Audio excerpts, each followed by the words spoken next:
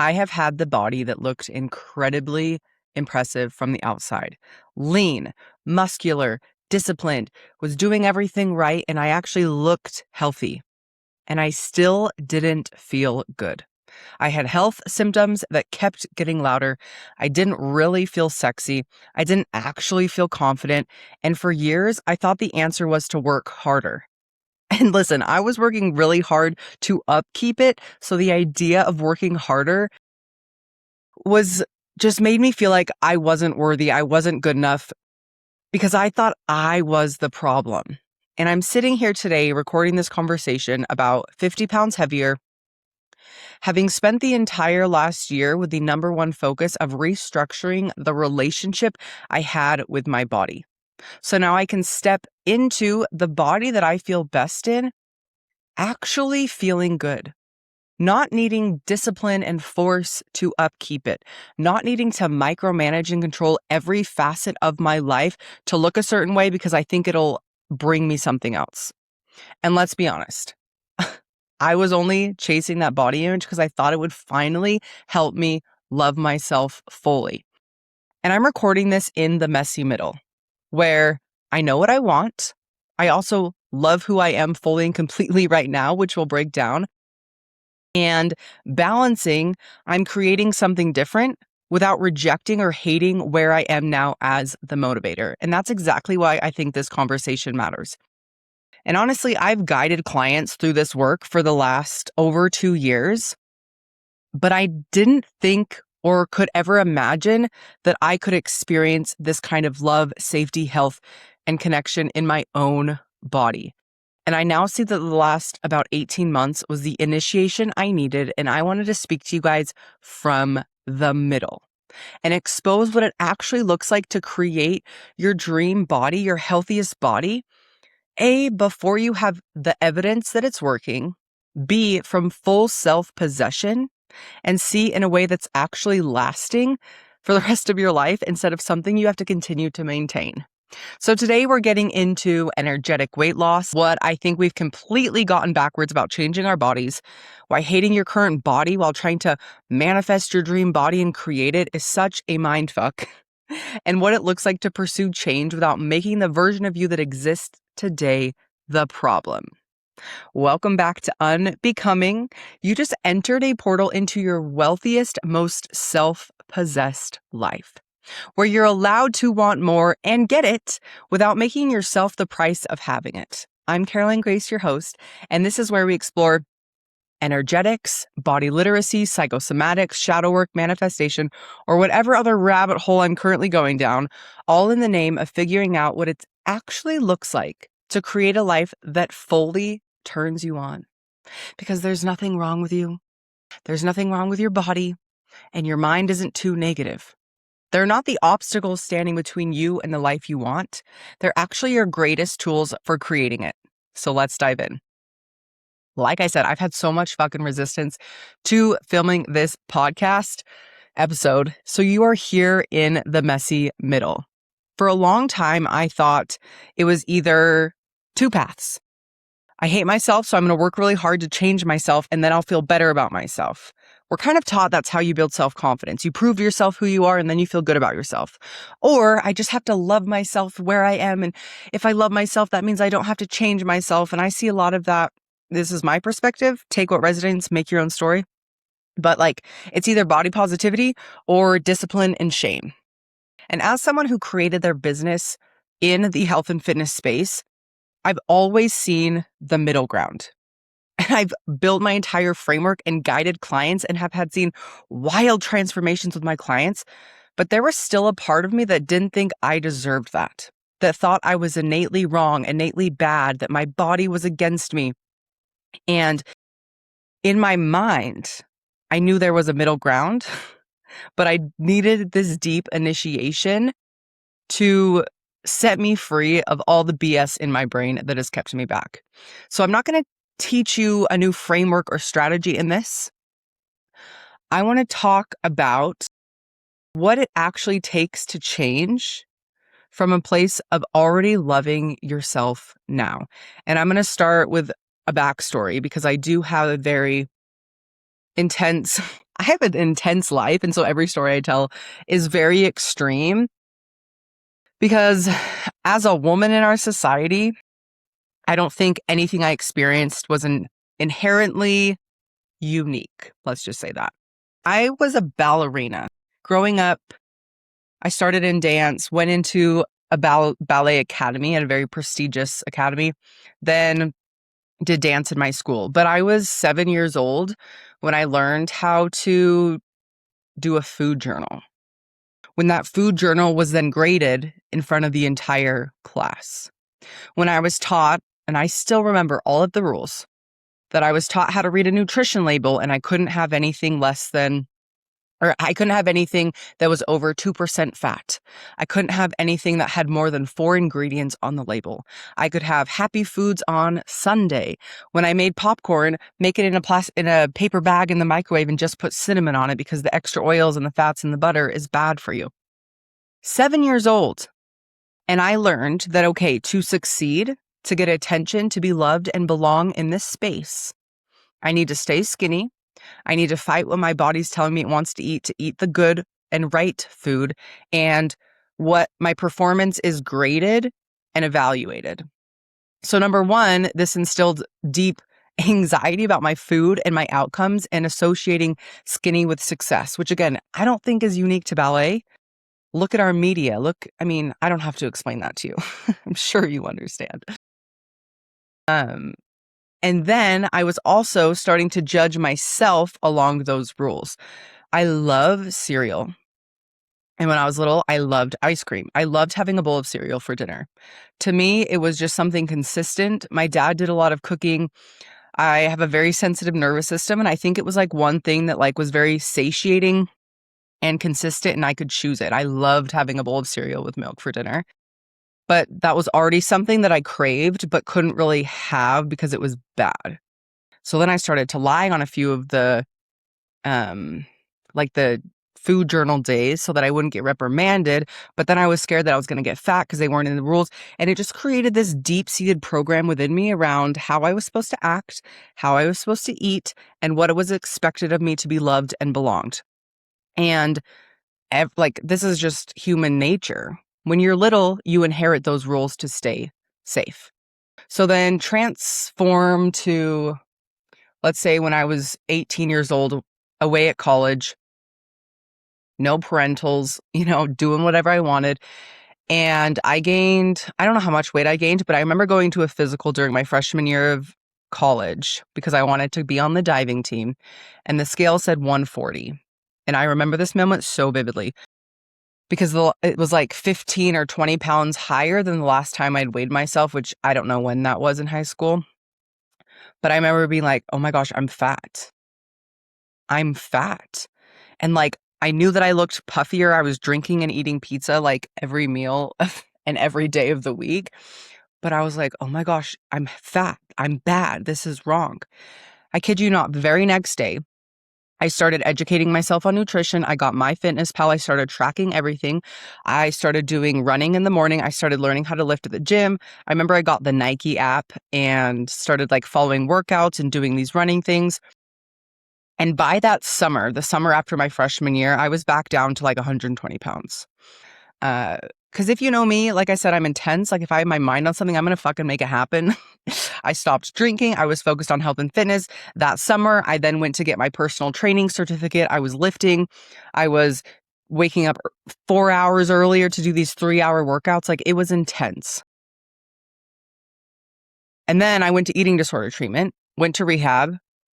That's a whole nother story. But then I got this new set of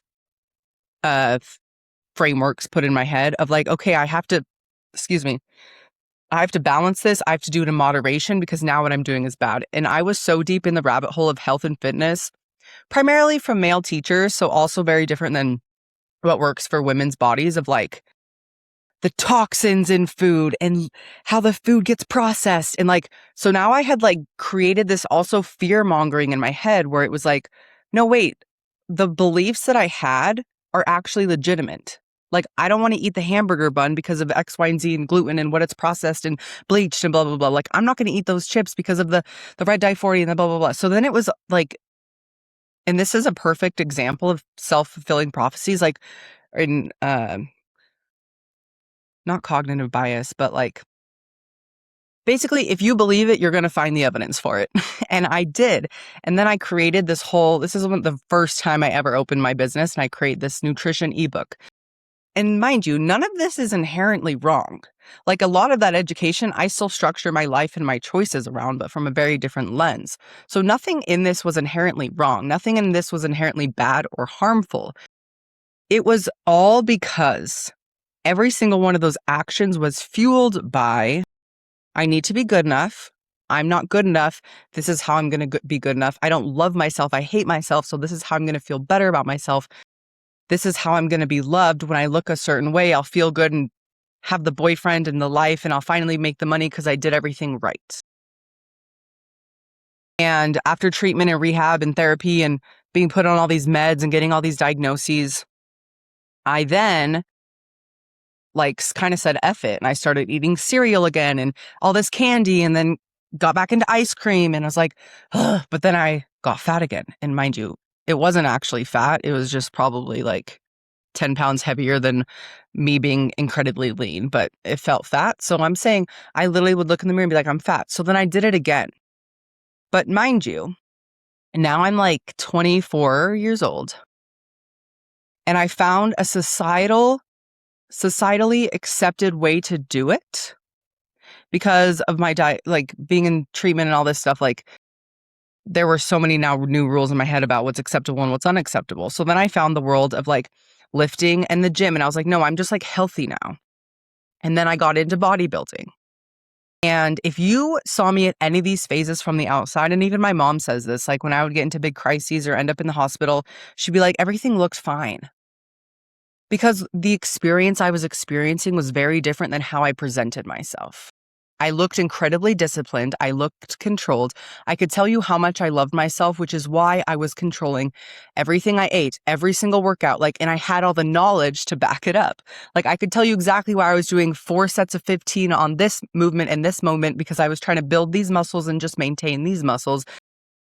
And I created a whole profession around it. And then when I got into bodybuilding, that's a whole nother world where then you have a coach that literally praises you and gives you feedback on how well you can adhere to the plan, the very extreme plan that is every step, every calorie, every sip of water, every fasted cardio, every hour of sleep, every supplement had a regiment. And I felt freaking alive because I am so good at that. I can wake up and do the cold plunge. I can do the push 100% in the gym, take carbs out of here. I'll still show up to work.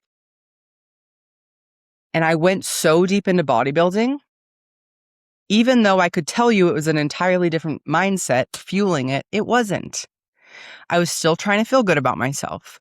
I was still trying to be loved. I was still trying to belong somewhere. I was still trying to get somebody to tell me that I was doing good enough.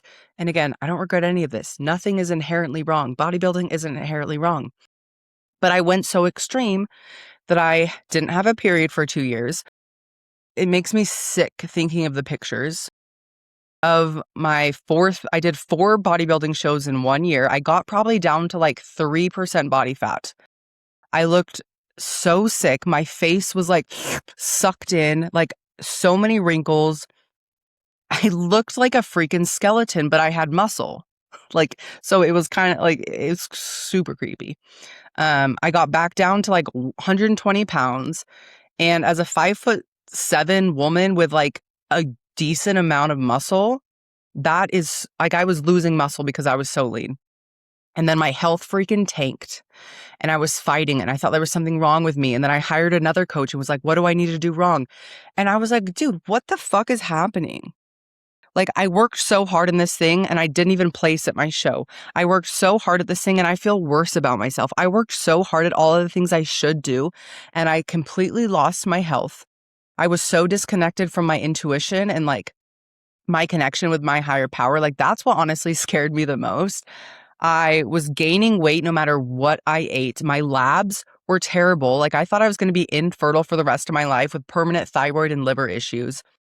It was so bad.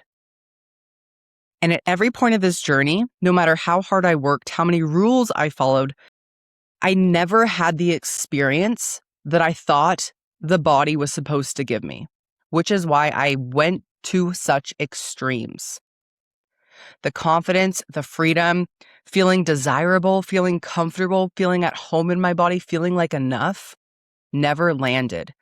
And every time it didn't land, I questioned my body. I questioned myself. Maybe I need to get leaner. Maybe I need to try a new strategy. Maybe I need a different coach. Maybe I need to get a different certification and learn more about this. Maybe I need to be more disciplined, more perfect. And then just existing in my body was so awfully painful. And getting so sick was the biggest blessing because it gave me a fucking wake up call. Kind of. So then I was like, okay, I need to focus on health.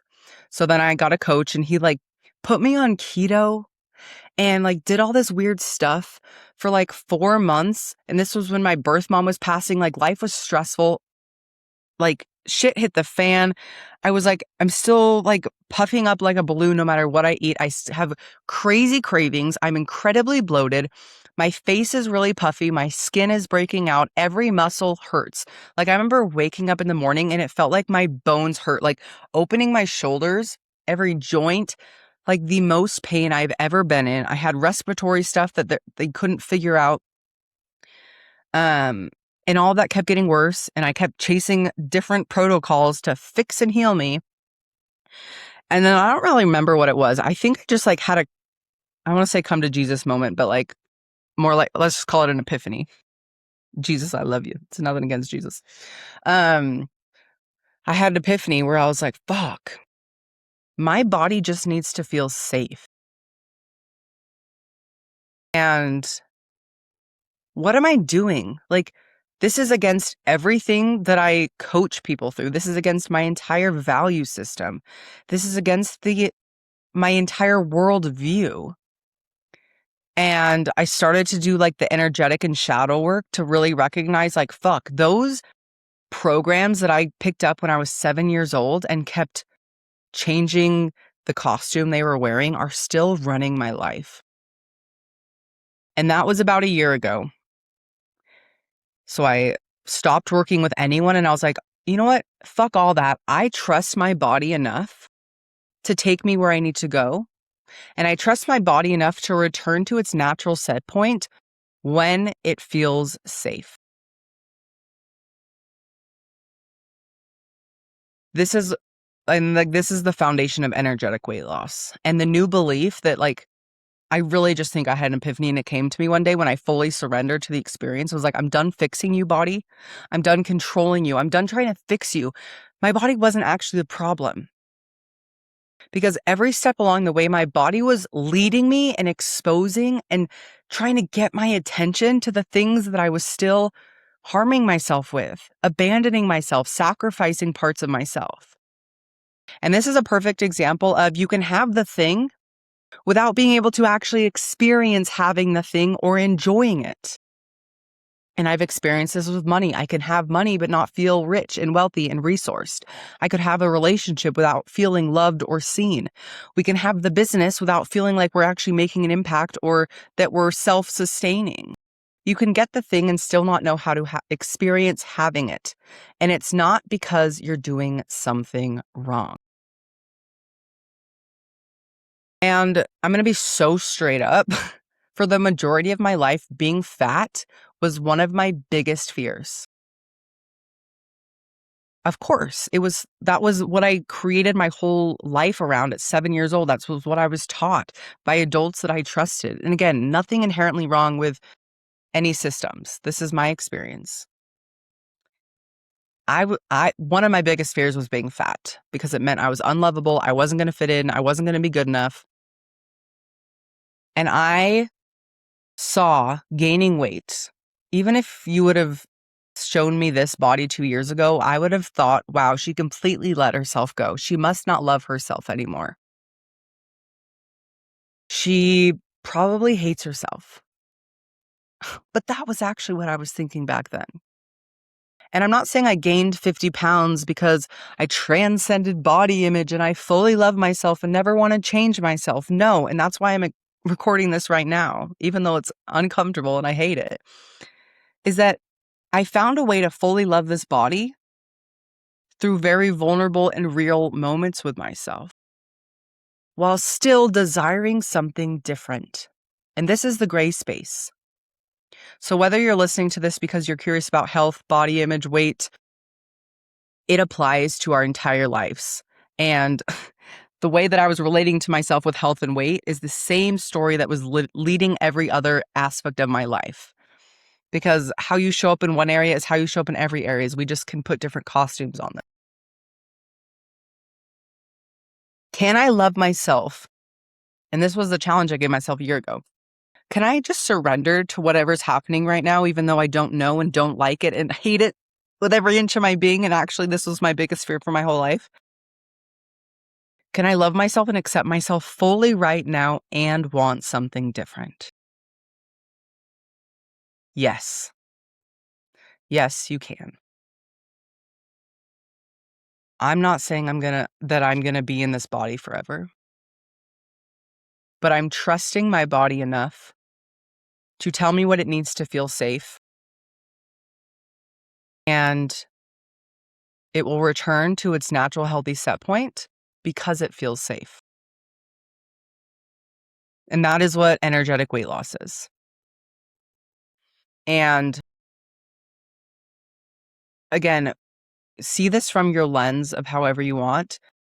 Create your own beliefs, do your own research, but also widen what you widen what you believe is possible. I truly deeply believe, and can say this with utter confidence because now I've lived the depths of it and have seen it in other people. Our body holds on to extra as protection. And when your body feels safe, it lets go of what it doesn't need. Body weights, limiting beliefs, fears, and anxieties. I can talk about it as the physical weight of my body. I can talk about it, all of those old stories that my brain told me about how to be safe, loved, and accepted. I can say it about anything like stuff that I hold on to, beliefs I hold on to, expectations. We hold on to those as protection. And that's why this podcast is called Unbecoming, because it's not about becoming something different. It's not about discipline or doing it right. The only way to get to where you want to go is your way. And when you focus on creating safety in your mind, body, life, live the way that you're meant to live, your body feels safe enough to let go of what it doesn't need. And I'm starting to experience this. For about a year, I fully surrendered to the process. I ate whatever my body felt cravings for. I didn't work out because it genuinely didn't feel good and I didn't want to, and I actually resented a lot of it. I put meal plans out the window. Like, I fully surrendered to what my body needed. And I would say about 5 months ago, I started to crave some structure, and structure works really well for me. My body, even in my human design, my digestion type is consecutive. I like to eat 4 times a day, probably the same meals at the same time every day, because that's how my body feels safe. When it can trust me that I'm going to give it more and it's consistent, it can just relax and be like, okay, I trust you. And about 5 months ago, I started to crave that consistency again. I was like, okay, cool. And then I started to crave the foods that I like and enjoy that are actually really healthy. Eggs, chicken, vegetables. Like, I was craving water. I wanted electrolytes. I wanted salt. I wanted fruit.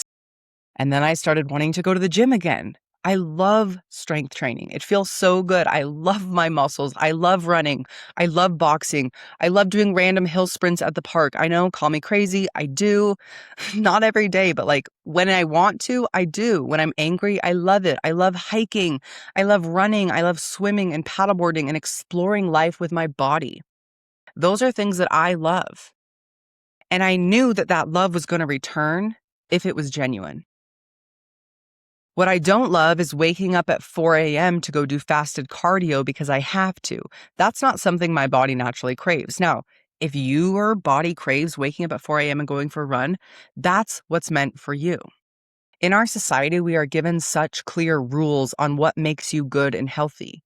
Maybe you don't even like strength training. Maybe you like Pilates, mat Pilates, reformer Pilates. I tried it. I don't like it. It's not intense enough for me because I'm an intense girl.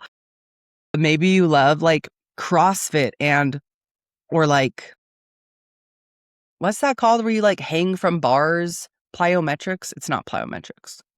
I don't know. Maybe you like pole dancing. Maybe you like Zumba. Maybe you like water aerobics. What you like is going to give you the healthiest, happiest body. And when I surrendered to that, it actually brought me back to the things that I genuinely love. And then I learned I'm not going to make this podcast episode about it. I'll do it in the future. But then I learned how to be in tune with my cycle. And that's a part of the story I left out. But I was looking at lifetime of infertility because of the damage I'd done to my body. I was not available for it. I welcomed back. I did a lot of womb work and yoni stuff and got back into a regular rhythm. And now I know how to live in rhythm with my body. Like, I'm in my luteal phase today. So I'll probably stop work after I finish this around 2 p.m. I'll go to the gym, but it looks different than when I go in my follicular phase. I eat different in my luteal phase because my body tells me what it needs. And that's what I was so scared of. For so long, I thought my body was the enemy. I thought my body was the thing to overcome and control. I thought my body was the problem to fix. Your body is an oracle. Every symptom I had, from the bloating to the anxiety to the depression to the suicidality I had to get a freaking colonoscopy at like 21 years old because I had water diarrhea for like 3 months straight. None of that was the problem. That was actually telling me that I was in a really deeply traumatic situation. I needed to let a lot of shit go, and it was just fire hosing out of me. My bloating was telling me I was literally stuffing down all my emotions and could not digest anymore. When I was constipated, I was holding shit in. Your body is communicating to you. Your body loves you. And like, I wish, like, it's going to make me emotional, but I wish I could have a conversation with myself 2 years ago, 10 years ago, 20 years ago, and tell that little girl that her body is not the issue. Her feelings are not the problem. And she doesn't need to become somebody better for love and acceptance and belonging. And I'm so fortunate to have spent the entire last year sitting with those versions of myself that needed to hear that. And the last year has also been the deepest grief portal. So that also makes this story very intense, where like there were days, months actually. There were 3 months where all I could do was wake up, go on like a 5-minute walk with my dog, and lay on the couch and cry the rest of the day and feed myself a few times. And because I could sit in that place and have nothing but love and compassion for myself,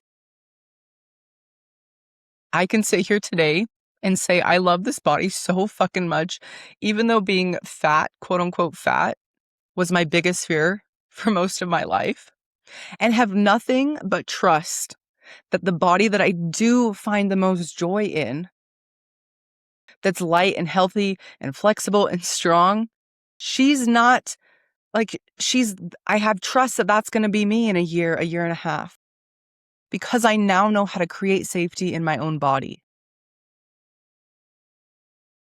And wherever you are in your journey, I just want you to hear that. And I didn't know it would make me so emotional. But your body is not the obstacle. There is nothing wrong with her. And every symptom is the messenger, is the portal into more self-possession. And your story will probably not be as dramatic as mine, because I did very intense and harmful things to my body. I'm not saying you have to go gain 50 pounds to fall in love with yourself. I'm not saying you have to gain weight to transcend body image. Like I said, I've not transcended body image. I still do naked mirror work like 3 times a week because it's still challenging most days to look at this body and not have automatic negative self-hate thoughts. But I don't make myself wrong for that. I'm not saying you need to change your entire routine. I'm actually not saying you need to change anything. I'm inviting you into a deeper relationship with yourself through self-possession, where you start asking yourself, this is interesting. What is this telling me? This is really uncomfortable and I feel a lot of resistance here and I'm kind of forcing things. What am I scared of? Your scares and fears are all valid. Your body symptoms are all valid and they're all communicating to you. And life, the universe, the life force energy that is moving through you wants nothing more than you live your most self-fulfilled life full out. Your wealthiest life is the outcome to accepting all parts of yourself and stop fighting what is already here. When you can sit with your fears and look at yourself in the mirror and say, I fucking love you so much. When you can gain 50 pounds because you almost killed your body a few times and did very extremely harmful things to try to feel good at myself, I can love myself and look at the mirror and say, you were still loving yourself, but now we're doing it a different way. When I can sit here 50 pounds heavier than I was 2 years ago and say, I would feel better in this body if I was 30 pounds lighter, and hold that desire, but let it go and trust that it's going to happen because I'm listening to myself. Whether you call it intuition, instinct, gut feeling, that is already guiding you. And it's getting curious about the places it's already guiding you. And for a lot of women, it starts to scream before they listen. Burnout, bloating, gut issues, headaches, acne, cancer. And I've seen it happen to women that I love. And every single client I've worked with has come to me with cycle issues, pain, what have you. Your body is not the enemy. And I could talk about that forever. So holding two truths at the same time without making either of them right or wrong. I want more. Can I have more? I love myself where I'm at fully and I accept everything. And I trust my body, my intuition, my instinct, my gut feeling, whatever you call it, to take me there because the universe loves me so much. And I am not innately bad. I am actually innately worthy. And the life that I want is the life that's meant for me because I want it. And I use the word manifestation just in my own brain because manifestation is really just creating something that doesn't exist yet. Whether it's this iPhone or this cute pink cup or the delicious sparkly lemon water in there. None of that, all of that was an idea before it was a physical thing that I can experience. The things that you want are ideas. We want to make them physical things to experience. And that happens through the signal, not the strategy. And this is where we can start to put this into tangible places. Like once we've looked at energetic weight loss and said, okay, when my body feels safe, she'll let go of what she doesn't need. That's all energetics is like, how can I make this safe so my body lets go of it? Versus I have to force and control myself to be better so that I don't have this. Anyways, we already went over that.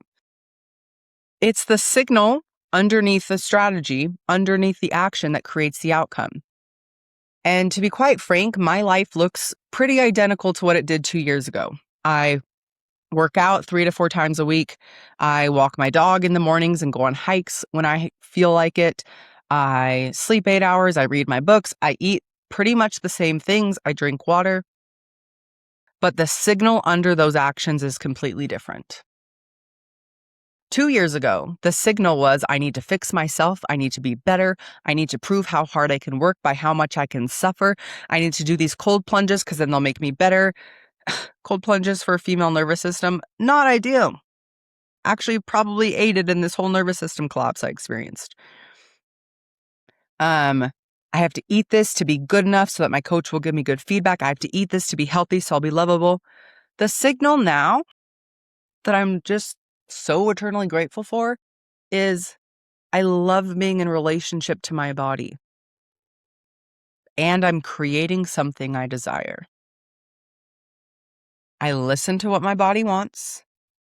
And as in human design, I have a defined sacral. So for me, a lot of yes and no questions, feeling the impulses, getting curious about them, listening to any symptoms. Luckily, I have very minimal physical symptoms, if any, these days. And trusting that your impulses, your desires, your intuition, your instincts will take you where you want to go. I don't remember, I don't know if I made this up or I heard it somewhere else, probably a combination of the two, but that intuition is just your highest self speaking to you. And it's never going to make logical sense because you can't see the future and your brain and body only know the past. So if you can see what happens next, you're actually just recreating the past. And that's why your intuition, when you learn to hear it and listen to it and be in tune with it, takes you where you want to go. And you're not going to be able to make sense of it until you're looking at it from hindsight. And that's what the messy middle is for me right now. Or that's what any messy middle is.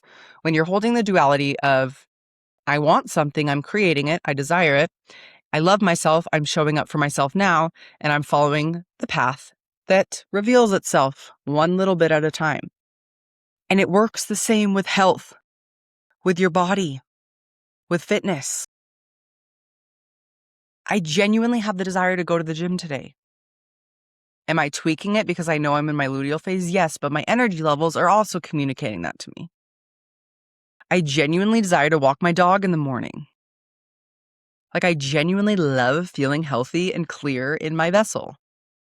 That's not something I have to force anymore. And it's like, it feels so mind blowing.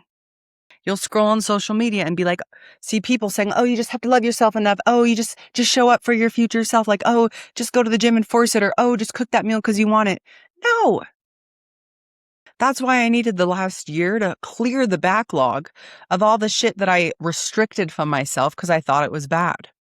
Because when I was craving candy, and this is what I walk my clients through when they have cravings. When you have a craving, and for me, a lot of it was candy. Like, I loved making sour candy salads, and I still love it, but it only comes up like every couple of months because it's really overwhelming for my senses. Like, even right now, I'm like, ugh, I could not put sour candy in my mouth. But I would crave sour candy. And I would eat it all, and then I would feel terrible the next day, shame myself, work out harder, or restrict more food from myself. The craving wasn't the enemy. The craving was actually telling me, like, I need safety in this body because, one, I didn't know how to surf my emotions. I didn't know how to set boundaries. Like, there were other facets of my life that were unsafe. And the only thing that I ever really gave in to myself was like a monthly cry breakdown that I also felt was weakness and giving myself candy. So maybe it wasn't even the calories that I needed, my body was searching for. It was the safety in the thing. And we shame our cravings. We're told that they're bad, that they're a lack of willpower, that it means we have no discipline. But even that in of itself was my body telling me what I needed. And I had to clear all that backlog for about 8 months. I had to just give my body whatever it asked for, because that then built the self-trust where my body can speak to me in very silent and minuscule ways. And it's really just like a feeling and an inner knowing. And I listen to it and I respond it. And now I have this relationship with my body where it tells me what it needs and I listen and do it. But back then, it only spoke to me, or I could only hear it if it was screaming, burnout, sickness, crisis, go to the hospital, cravings, suicidality, self-harm. All of that was my body screaming at me because I didn't know how to listen to the calm, neutral, intuitive nudges. And if anything, that's been one of the biggest gifts of this past 18-month journey, is because now I do that in my business. Now I do that in relationships with other people. Like, what do I say right now? Is this a person that I want to be around? I stopped figuring out everything logically and I started listening to my body. And that's why the living oracle space exists, for you to come back into your body, your desires, get your unconscious mind on board with your desires so you're not fighting yourself, do the shadow work and start living in line with your unique human design. That's why the Oracle Codes exist. That's a great place to start. The Oracle Codes is a private podcast where you can go in there and start to get curious about, well, it's little mini episodes. They're like 5 to 7 minutes long about all these different symptoms. I took the ones that clients come to me most often with, like bloating, constipation, sleepless nights, anxiety, depression, exhaustion, burnout. I can't think of all of them right now, but there's about 10 or 12 episodes in there where I break down like why this is happening, what your body is trying to communicate to you, and how to start getting curious and show up for it instead of fighting it. And what I didn't know is that the more I fought my body through discipline, through pushing harder, I then reinforced that my body wasn't safe. It gave me a sensation. It gave me a symptom. It was screaming at me. It got burnt out, and I thus then made it the problem. So then it was like this never-ending loop of like, body needs something, I'm going to shame it and put it deeper into survival mode. My body needs something, I'm going to shame it and put deeper into survival mode. And now I'm shaming myself because I'm exhausted, yada, yada, yada. So I'm going to tell you a question to start asking yourself. Am I changing my body because I desire the experience, or because I'm withholding my worth until it changes? Am I doing this because I think it'll give me a certain outcome, or am I doing this because it feels good? Does this excite me? Does this interest me? Does it make me connect deeper with myself? Or I'm doing this because I should, because I have to, because I need to? Am I doing this because I think it'll make me feel better about myself? Or am I doing this because I feel so good about myself? Welcome to the messy middle, where you're allowed to want more and love yourself fully in this present moment. Because whether it's your dream life, your dream career, your dream business, your dream body, your dream health, your dream relationship, it should feel good while you're creating it, right? I want to feel good while I'm creating my dream business because that's something that'll never really end. I want to feel good while I'm living and experiencing my healthiest body because that's also something that's never going to end. I think our human brains think about like these like end points, like it's a game. Like if I move to this place, then I'll feel this way, then I'll move to this place. Life is a never ending experience. And when you can change the signal and find the signal that you want to admit right now, that's what creates the outcome. That's kind of what I was getting to earlier, but I think I got sidetracked that like when I live from a place of feeling good in my body, the only outcome possible is feeling good in my body. When I created my body through self-hate and trying to change myself, the only outcome was then self-hate and changing myself. And I'm just going to leave it there. I don't know if you can hear my dog barking upstairs. I hear the lawnmowers out front. So he's going to be barking for the next 30 minutes until I drag him down here. And I'm letting you watch this one happen. So maybe we'll check back in a year and I'll show you. I can have the before and after of like, hey, it looks, but I trust it. I have nothing but doubt. Nope. I have no doubt. I have nothing but certainty with my outcome because of how I'm relating to my body. And yeah, I'm literally sitting in the middle of it, being the evidence that you can want the whole fucking thing and not sacrifice a single piece of yourself to have it. So thank you for sitting with me in the unbecoming. I would love to hear your unbecoming of the day. Is it body? Is it health? Is it life? Is it business? What came up for you? What questions do you have? Where should we dive in deeper and get even more juicy? Or what are you going to practice today? I have so much love for all of you. Have a stellar rest of your day. Mwah. I'll see you in the next one.